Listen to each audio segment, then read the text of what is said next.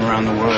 Basically conclusive proof that there's an Article 3, Section 3 treasonous cover-up going on about 9/11, sir. So we'd love to get your opinion on that, too, wait, sir. what did you say? Excuse me, please. Okay. Thank you. Okay. Thank you. Skip to the next one.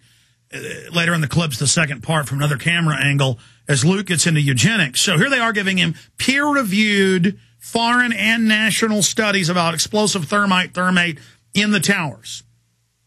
And that's not part of our discussion. Always compartmentalizing information. Because he can't talk about it. None of them can. They can't even say you're kooks anymore because they know folks will go read the studies. He can't deny and say Bilderberg doesn't exist anymore.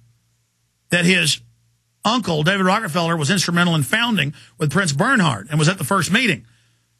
And he can't deny eugenics. They say your family set it up and was Hitler's inspiration. Hitler wrote in Mein Kampf thanking the groups he founded. His great-grandfather founded. His grandfather founded. His father founded. Meaning this family is behind it all. This is the cancer research, the putting the cancer viruses in the vaccines. I mean, these are the guys. These are sick, wicked, wicked people. You notice he looks at them like, oh, my God, here are slaves that can see. And see, more and more, they can't just brush us off as kooks. They know more and more of us. When he sees 30, 40 people there to confront him, he knows that represents thousands per person. They're realizing, oh, my God, they're on to us. Now, remember, and I meant to print this up this morning, but you can go look it up. Rockefeller-funded massacres in New Jersey and Colorado and all over with Pinkerton Security.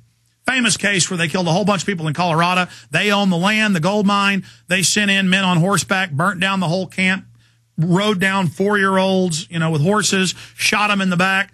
And that was in the last century. That was in the early 20th century. Famous cases of Rockefeller-funded strikebreakers, Gatling gunning protesters. And then they got in trouble, so they went into this philanthropic mode. They set up NPR radio, PBS TV, everything. I mean, these are the guys. So let's cut back to this monster. Your family starting the modern eugenics movement. Let's call him Miss Christian. Started eugenics. Hitler looked up to the eugenics that your family have started. Okay, sir. I think it's time for me to really start moving quickly. Yeah. You could just address some of these things. If we're wrong, sir, please just tell us. No, go find somebody else to talk to. But your family did start the modern eugenics movement that Hitler is looking up to. And you don't want to talk about the Bilderberg group? But what about the Bilderberg? You want to run for Congress, you got a lot of balls. Eugenics as well. I don't belong. The truth is coming out, and there's a lot of us that are aware of it. I'm sure you know some members, sir, if you're not a member yourself. President Obama's Director of National Intelligence, Admiral Blair, who I greatly respect, have labeled cybersecurity perpetrated through the Internet as the #1 national hazard of attack on the homeland in West Virginia, in America, or anywhere else. So, I mean, it really almost makes you ask the question, would it have been better if we never invented the Internet? Well, there you go, ladies and gentlemen. That's Jay Rockefeller on the dais, on the bench, talking about better off not ever having the Internet. He's trying to pass bills right now to restrict free speech in America. Now, I want to shift gears. We're now going to cover the story of the missing flesh-eating Pentagon robot story. This story from Fox News and similar headlines were all over other news publications on July 14th, 15th, and 16th. This printout is from July 15, 2009. Upcoming military robot could feed on dead bodies. There it is for you on screen. Luckily, we had printed out several copies of this, but you cannot find this article and the few other news agencies that went with the same or similar headlines. Also have removed the headline and replaced it with things like this. Biomass-eating military robot is a vegetarian, company says. So when you go to the link of where this story was, upcoming military robot could feed on dead bodies, you get the story that the flesh-eating robot is actually a vegetarian, say, inventors. Now, let's go ahead and read the Fox News story, the original one. Now, in media, they're supposed to correct the original story but never pull it. So this is a new memory hole system for Fox News to simply completely trash the old article and replace it with the one on your screen that's up there today. Upcoming military robot could feed on dead bodies.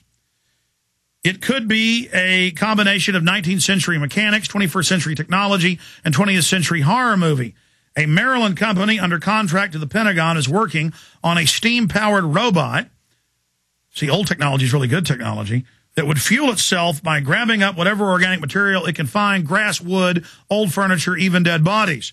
Robotic Technologies, Inc.'s energetically autonomous tactical robot, that's right, EATER is what it stands for, can find, ingest, and extract energy from biomass in the environment and other organically based energy sources, as well as use conventional and alternative fuels such as gasoline, heavy fuel, kerosene, diesel, propane, coal, cooking oil, and solar when suitable, reads the company's website. That biomass and other organically based energy sources wouldn't necessarily be limited to plant material. Animal and human corpses contain plenty of energy, and they'd be plentiful in a war zone.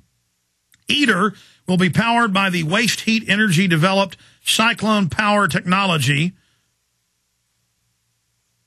out of Florida, which uses an external combustion chamber burning up fuel to heat up water in closed-loop engineering electricity. Yeah, water power is great. That's what nuclear power plants do. They boil the water with the nuke rods and then power things. It's a great system. The advantages of the military are the robot could be extremely flexible in fuel sources and could roam on its own for months, even years, without having to be refueled or serviced. See, roam for months. Perfect. Upon the EATER platform, the Pentagon could build all sorts of things, a transport, an ambulance, a communications event center, even a mobile gunship. In press materials, Robotic Technology presents EATER as an essentially benign artificial creature that fills its belly with foraging despite the obvious military purpose. Okay, but the issue is, regardless of whether they're designed to eat human flesh or not on the battlefield, or animal flesh or whatever, they are out designed to kill. And let's show folks some of the images of the EATERs. Now, these are the declassified robots. I've talked to Marine Corps armorers and others in development. They say they can't get into it, but yes, it's much more advanced. Just like they'd had it for 25 years, the B-2 bomber, and they rolled it out in 87. So they'd had it since the late 60s. And they already have had swords. In fact, Google that, swords used in Fallujah with machine guns and grenade launchers, and they admit they plan to use these against the citizenry. And that's why the globalists want these systems, because they can have robotic aircraft, robotic drones, robotic predators, robotic reapers, AI systems, AI combat robots that will kill and can be delivered by robotic troop ships themselves or robotically dropped with parachutes. And then the elite can launch whole military operations without having to have troops follow the orders. Like a General Fox Fallon says no to Bush on attacking Iran, they can launch drone attacks on Iran. Skynet is not something out of the movie Terminator. The Pentagon has called the system Skynet. We'll be right back. With food prices soaring to all-time highs, as the dollar continues to fall in value, what can you and your family do to guarantee that fresh, nutritious vegetables will make it to your dinner table? Garden in a Can. Garden in a Can is your source for premium, long-term storable seeds. Garden in a Can is ready when you are. Plant them now or store them for when you really need them. There are 16 large, hermetically sealed, non-hybrid, open-pollinated packets of seeds, along with detailed planting instructions sealed in a can for ultimate long-term protection. Garden in a Can. It's that simple, fresh, healthy, easy.